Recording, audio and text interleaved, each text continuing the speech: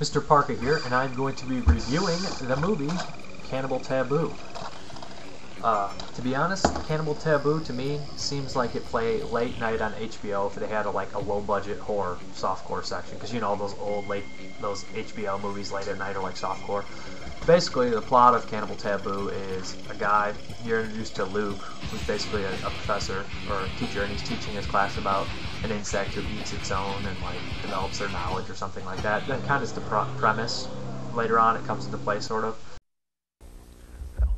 As far back as Darwin, scientists have wondered, can one animal's memory and intelligence be transmitted to another animal's via the act of physical ingestion? So, one dedicated group of researchers set out to answer this very question. To this end, they devised a simple but ingenious experiment. One test animal, Animal A, would be taught a simple routine. Then, Animal A would be fed to a control group, which had not had similar instruction. Now, if the control group exhibited Animal A's learned behavior, it would stand to reason that memories and intelligence could be transmitted through the digestive process. Now, owing to its simplistic nature, the unassuming planarium worm was judged to be the perfect candidate to test the researcher's theory. Basically, he's going back to his troubled family for his brother's 21st birthday. The thing is, they have another brother who went missing at his 21st birthday, so there's a lot of weird speculation going on, a lot of hidden stuff, skeletons in the closet, if you will, definitely in this family. I mean, it's a very strange family, very screwed up. There's incestuous everywhere, incest tones and stuff. They're just mother and son, brother and sister have sex, and graphic sex scenes. There's lesbian sex scenes. There's the mother sleeping in a hot tub with the director's actually, I think. There's a lot of graphic sex scenes that make it very similar to softcore. Basically, the plot is they try to eventually figure out, because the father in the movie has a debilitating disease where he's in a wheelchair because he was in the jungle and he caught a blood disease. Whereas actually he brought back his wife. His wife is completely strange and seems like a cougar, but there's way more. She's in a high society and stuff like that. And she throws these strange parties. She makes a big deal out of 21st birthday parties, and you don't know what happens. Hence the title Cannibal Taboo. You kind of have hints, stuff like that. She also has a weird room of sacrificial stuff. Anyways, when the movie picks up, they start digging deeper, and they find the tape of Matthew leaving, and it's very strange. Old postcards and stuff like that get sent every month, but they don't seem right. So the girl has a connection to a reporter who's in town that she had the lesbian sex scene with, and she asks her to dig deeper, leading to, spoiler, her demise, which is an actually pretty funny scene, because there's a drifter in there who collects heads, and that scene's actually pretty cool. Besides, those were business trips. I'm on a vacation.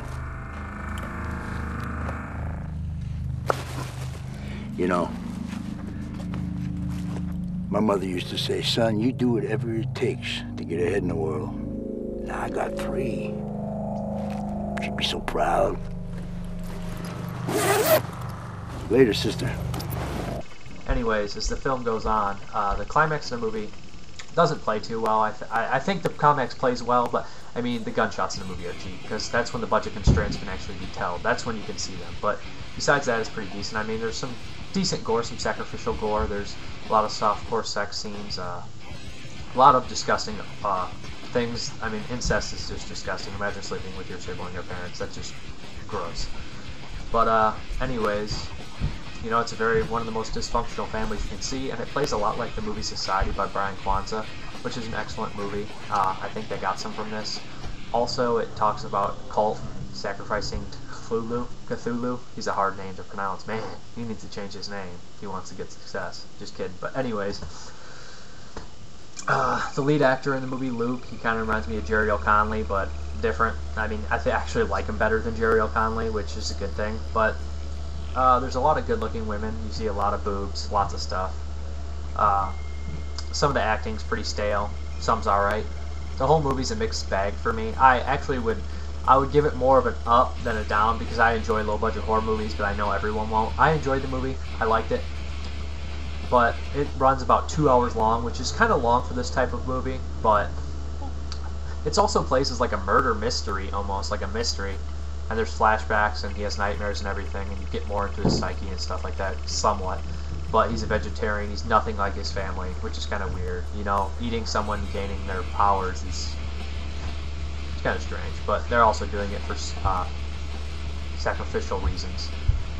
But anyways, there's a lot of runarounds in here, loop-arounds. Like, they could have made the movie a little shorter, I think. 2-hour mark's a little long, but all in all, it's not too bad. I mean, it probably would have ran under like an hour and a half if they would have got the sex scenes, because there's a lot of those.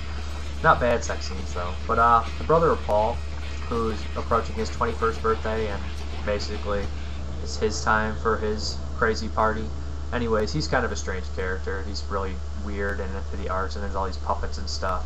His mother is such a cold-hearted bitch before she burns all the puppets, which is really cruel. But all around, the movie's not too bad. It's pretty decent, I think, for a low-budget horror film. Similar to Society. It's got its own things going on and stuff, and there's a couple decent gore scenes, a couple not so good scenes. But the gunshots are pretty bad, but there's a decent throat showing after it's slit that doesn't look bad, and some heart removals that are pretty decent.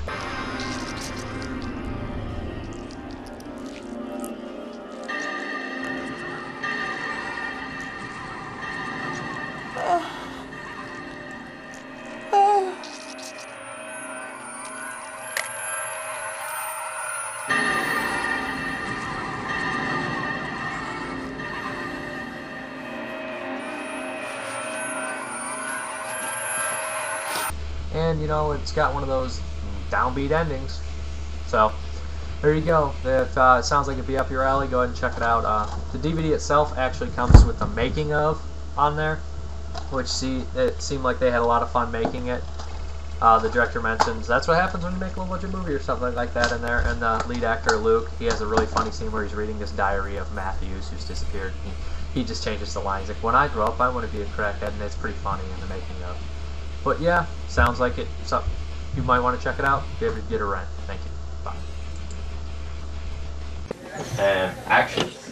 Today's the first day that I smoked crack. It was a great feeling. Crack is the best thing ever. I hope that one day I can afford to smoke crack every day. If I cannot make enough money at my day job, I can get a night job as a hooker or a stripper. I wonder if my friends would enjoy crack as much as I do. We can get together and have our own crack hobby. What script are you on? I'm changing my life's goals as of now. I'm going to become a toothless, homeless crack whore on welfare. What did I do with my glass tip?